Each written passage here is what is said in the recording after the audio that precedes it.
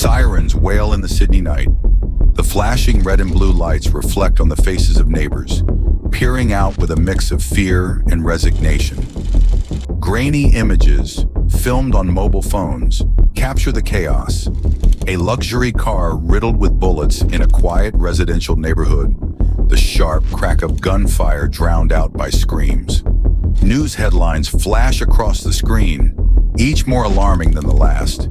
Daylight assassination, clan war erupts in Western Sydney, another victim in spiraling violence. Amidst the media frenzy, an anonymous voice, that of a resident who has seen it all, sums up the terrifying normalization of violence. What can you do? It's just part of daily life now. This is not a war zone in a distant country. This is Australia. A first world nation known for its quality of life in safe cities. Yet, for 2 bloody years, its suburbs became the battlefield for an urban war, a struggle for power, money, and honor, waged by 2 of the most formidable crime families in its history. This was not random chaos. It was the calculated and brutal culmination of a conflict that had been brewing for decades in the shadows of Australian society. The story of this war raises a deep and disturbing question. How did a community that fled the brutality of a civil war in Lebanon, seeking refuge and a new life on the other side of the world, end up producing 2 of the nation's most ruthless criminal organizations? This documentary delves into that paradox. It is not just a chronicle of a gang war. It is the story of a fractured migration, of an Australian dream that, for some, became a suburban nightmare. To understand the bullets that echoed through the streets of Sydney, we must travel back in time and across oceans, to the roots of a conflict that did not begin in Australia, but in the ruins of Beirut. We must unravel the social, political, and psychological forces that transformed the children of refugees into the new warlords. The history of the Lebanese community in Australia is long and complex, marked by distinct waves of migration, each with its own character and challenges. The first waves, beginning in the late 19th century and extending to the mid-1970s, were primarily composed of Christians, mostly Maronites. They were relatively small groups that, despite facing systemic discrimination from the White Australia policy, managed to gradually integrate into the country's social and economic fabric. But everything changed after 1975. The outbreak of the Lebanese Civil War triggered the third and most significant wave of migration. This time, those arriving were not just opportunity seekers, but entire families fleeing death and devastation. They were for the most part Muslims, and their numbers were much larger. They arrived in an Australia struggling to adapt to its new multicultural identity, but where echoes of old discriminatory policies still resonated. They settled in concentrated enclaves in Western Sydney, facing socio-economic barriers and a trauma that few understood. These families brought with them not just their suitcases and hopes, but also the invisible scars of a brutal sectarian conflict that had torn their homeland apart. The Civil War was not a distant event. It was the founding story of a generation. The children who grew up in the suburbs of Sydney heard tales of a land where violence was a daily tool for survival, power, and dispute resolution. This psychological inheritance, combined with their own experiences of marginalization in their new home, created a dangerous breeding ground. When a new generation of young men sought identity and power outside the structures of mainstream Australian society, the model available to them was not one of civic debate, but the echo of civil war, a dynamic of tribal loyalty, honor, territoriality, and extreme violence as the first and only response to an offense. The Sydney Gang War would essentially be a sociological replica of the war in Beirut, fought on a new continent. Middle Eastern organized crime in New South Wales was not born with the roar of automatic weapons, but in the silence of methodical scams. During the 1990s, emerging groups specialized in crimes that, for the most part, did not generate direct victims and therefore attracted little police attention. Their main activity was large-scale insurance fraud, staged car accidents, and arson to collect policy payouts. In parallel, they developed a sophisticated vehicle theft ring, specializing in luxury cars that were either dismantled or exported whole back to Lebanon and other Middle Eastern countries. This period was a crucial learning phase. It served as a kind of criminal apprenticeship that allowed a generation of young men to accumulate capital, forge networks of trust, and gain valuable experience operating outside the law. With time and confidence, these groups reinvested their profits and knowledge into riskier and more lucrative ventures, escalating to heroin importation, extortion of businesses, and armed robbery.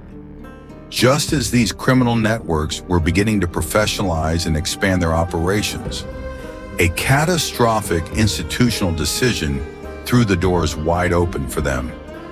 In the mid to late 90s, under Police Commissioner Peter Ryan, the New South Wales Police Force underwent a radical restructuring that, in practice, disarmed its ability to combat organized crime.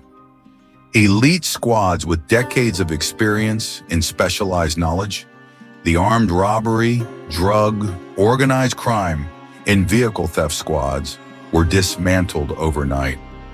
The crucial Criminal Intelligence Unit, the eyes and ears of the force, was replaced by a reactive model, described as a library with outdated books, incapable of identifying and analyzing emerging threats. While field officers in Western Sydney were gathering huge amounts of good intelligence on the formation of groups like the Telopia Street Boys, this vital information was lost in a broken bureaucratic system. Worse still, the new police leadership in the most affected areas became more concerned with ethnic minority relations than with the growing violent crime. This led to a policy of selective law enforcement, where confronting Middle Eastern groups was avoided for fear of accusations of racism, while Anglo and Asian offenders were considered soft targets. The perfect storm had formed. As the state deliberately weakened its own response capability, the criminal groups, feeling immune, grew bolder, more violent, and more organized. In this power vacuum, a figure emerged who would define Sydney's underworld for the next 2 decades, Bassem Hamzy. The son of Lebanese immigrants, Khalid and Lola Hamzy, his name was etched into the annals of Australian crime in May 1998. Outside the Mr. Goodbar nightclub in Darlinghurst, Hamzy shot and killed a young man named Chris Tumazes. In 2002, he was sentenced to 21 years in prison. For most criminals, such a sentence would have been the end of their career. For Bassem Hamzy, it was just the beginning. Prison would not be his punishment, but the incubator for his empire. The story of how Bassem Hamzy built a criminal empire from within the Goulburn Supermax maximum security prison defies all logic. Police first became aware of Brothers for Life, B4M, during a search of Hamzy's cell in 2007. They discovered Hamzy was no ordinary inmate. He had become a charismatic leader, a preacher who had converted 11 other prisoners to a radicalized version of Islam, creating a prison sect with an ideology of absolute loyalty. The items found in his cell were chilling: a photograph of Osama bin Laden, hand-drawn logos featuring AK-47 rifles with the words Assassins Australia, and notes with slogans that mixed street slang with jihadist rhetoric. Warrior soldier, we don't fear death, and at times we wish for it. Hamzy had created a brand, a mythology of violence and martyrdom that proved irresistible to marginalized young men. The true extent of his power was revealed in 2008. Using a contraband mobile phone, Hamzy made over 19,000 calls in 41 days, an average of 460 per day. From his cell, he ran a drug trafficking network that moved $250,000 worth of drugs weekly between Sydney and Melbourne, and ordered kidnappings and shootings. The prison system, designed to isolate and neutralize him, had ironically become his greatest asset. The Supermax was his fortress, protecting him from his rivals while providing him with an endless supply of violent recruits. From the heart of the beast, Bassam Hamzy had become the CEO of Australia's most feared criminal enterprise. While Hamzy consolidated his power from prison, a new force was emerging on the streets of Maryland's in Western Sydney. They were the Al-Medin Network, a clan led by the figure of Rafat Al-Medin. If the Hamzys represented the old guard, brutal and hierarchical, the Al-Medins were the innovators, the disruptors of the drug market. Their business model was a revolution, the dial-a-dealer system. It operated with the efficiency of a food delivery app. Customers would call one of dozens of dedicated phones, place their order, cocaine, MDMA, cannabis, and a runner would deliver it within minutes. It was a smorgasbord of drugs delivered to your door. This agile, decentralized system proved to be incredibly lucrative, generating profits of up to $1 million a week at its peak.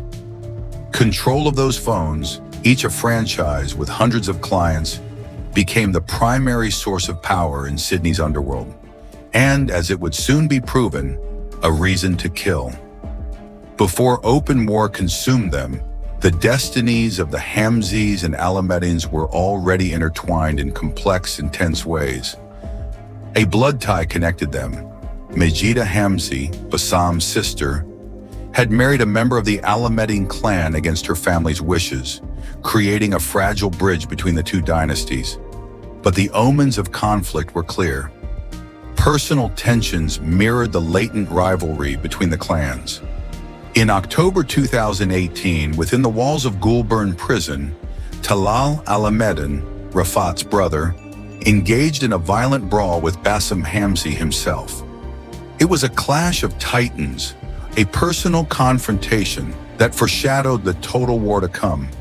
The old guard and the new were testing each other's strength, and the prison walls could barely contain the animosity that would soon spill onto the streets.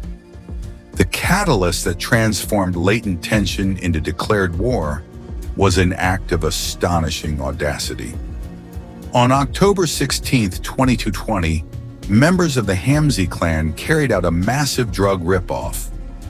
They seized a 400-kilogram shipment of cocaine belonging to the Al-Medin network and their powerful allies, the Comanchero Bikie gang. Suspicion immediately fell on Majid Hamzy, Bassam's brother, who operated on the outside. This was no simple theft.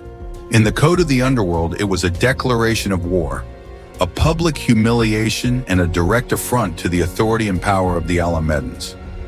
The financial loss was immense, but the damage to their honor was irreparable.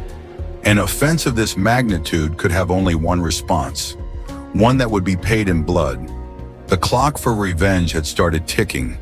The Al-Medins' response was swift, precise, and brutal. On October 19, 2020, just 3 days after the cocaine theft, at 7:34 in the morning, the war began. Two hitmen in a meticulously planned operation ambushed Majid Hamzy at the doorstep of his Condell Park home. They gunned him down and disappeared, leaving behind an unmistakable message. This was not a street shootout, it was an execution. The first murder in a conflict that would stain Western Sydney with blood.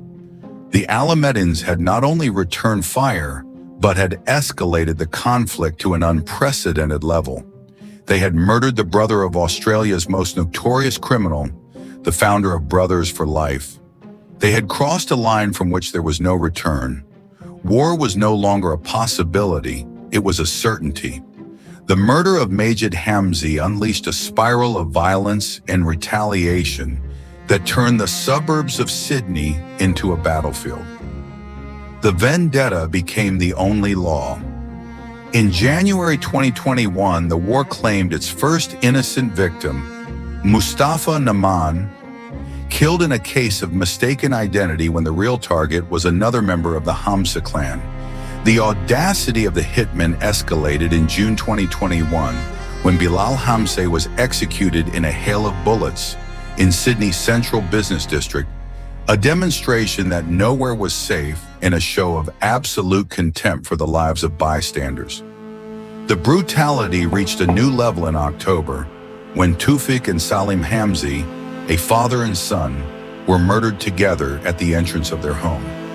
The hunt continued in January 2022 with the daylight assassination of Ghassan Namoun, another of Bassam Hamzi's brothers, confirming that the Alameddines were carrying out a systematic campaign to annihilate the rival clan's leadership.